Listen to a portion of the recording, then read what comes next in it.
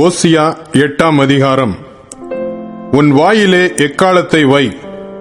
அவர்கள் என் உடன்படிக்கையை மீறி என் நியாயப்பிரமாணத்துக்கு விரோதமாக துரோகம் பண்ணினபடியினால் கர்த்தருடைய வீட்டின் மேல் சத்துரு கழுகை போல் பறந்து வருகிறான்.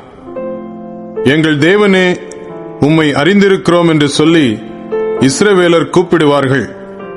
ஆனாலும் இஸ்ரவேலர் நன்மையை வெறுத்தார்கள். சத்துரு அவர்களை தொடருவான். அவர்கள் ராஜாக்களை ஏற்படுத்திக் கொண்டார்கள், ஆனாலும் என்னாலே அல்ல. அதிபதிகளை வைத்துக் கொண்டார்கள், ஆனாலும் நான் அறியேன். அவர்கள் வேரறுப்புண்டு போகும்படி தங்கள் வெள்ளியினாலும் தங்கள் பொன்னினாலும் தங்களுக்கு விக்கிரகங்களை செய்வித்தார்கள். சமாரியாவே, உன் கன்றுக்குட்டி உன்னை வெறுத்து விடுகிறது. என் கோபம் அவர்கள் மேல் மூண்டது. எதுவரைக்கும் சுத்தாங்கம் அடைய மாட்டாதிருப்பார்கள். அதுவும் இஸ்ரவேலருடைய செய்கையே. தட்டான் அதை செய்தான், ஆதலால் அது தேவன் அல்லவே. சமாரியாவின் கன்றுக்குட்டி துண்டு துண்டாய் போகும்.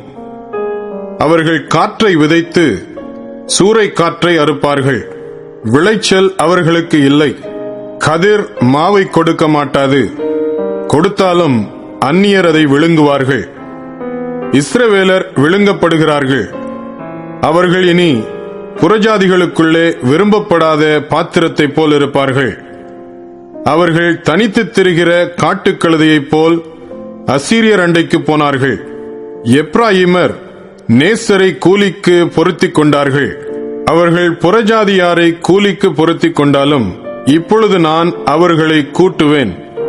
அதிபதிகளின் ராஜா சுமத்தும் சுமையினால் அவர்கள் கொஞ்ச காலத்துக்குள்ளே அகப்படுவார்கள். எப்ராயிமர் பாவம் செய்வதற்கேதுவாய் பலிபீடங்களை பெருக பண்ணினார்கள். ஆதலால் பலிபீடங்களே அவர்கள் பாவம் செய்வதற்கு ஏதுவாகும். என் வேதத்தின் மகத்துவங்களை அவர்களுக்கு எழுதி கொடுத்தேன். அவைகளை அந்நிய காரியமாக எண்ணினார்கள். எனக்கு செலுத்தும் பலிகளின் மாம்சத்தை அவர்கள் பலியிட்டு புசிக்கிறார்கள். கர்த்தர் அவர்கள் மேல் பிரியமாயிரார். அவர்களுடைய அக்கிரமத்தை அவர் நினைத்து அவர்கள் பாவத்தை விசாரிக்கும் போதோவெனில் அவர்கள் எகிப்துக்கு திரும்பி போவார்கள். இஸ்ரவேல் தன்னை உண்டாக்கினவரை மறந்து கோவில்களை கட்டுகிறான். யூதா அரணான பட்டணங்களை பெருக பண்ணுகிறான். ஆனாலும் நான் அதன் நகரங்களில் அக்கினியை வரப்பண்ணுவேன். அது அவைகளின் கோவில்களை பட்சிக்கும்.